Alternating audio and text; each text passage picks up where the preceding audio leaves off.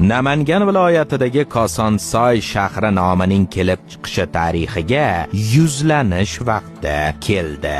Tarix jozibasi va o'tmish falsafasi faqat Dervishnot sahifasida. Kosonsoy qadim zamonlarda Koson deb atalgan. Milodning boshlarida Farg'onadagi Koson shahri, ya'ni Kosonsoy, Farg'onaning siyosiy markazi edi. 8-asr oxiri va 9-asr boshlarida Koson Farg'ona podsholarining muhtasham poytaxti bo'lgan. Tarix shuni ko'rsatadiki, Kosonsoy chekka va tasodifiy nuqta emas, balki vodiyning turli davrlardagi asosiy tayanch markazlaridan biri bo'lgan. Numizmatik ma'lumotlar Qoraxoniylar davrida Kosonning tanga zarb qilish markazi bo'lganligini tasdiqlaydi.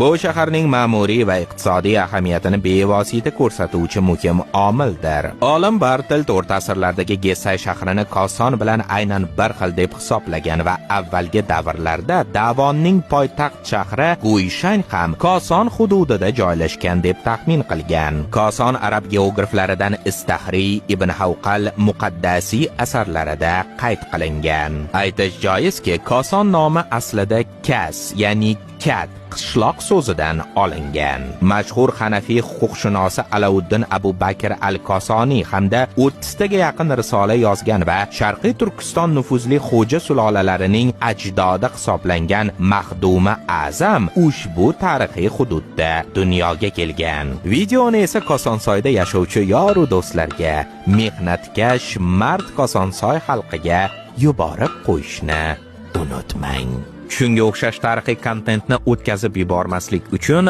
Dervishnot sahifasiga albatta obuna bo'ling.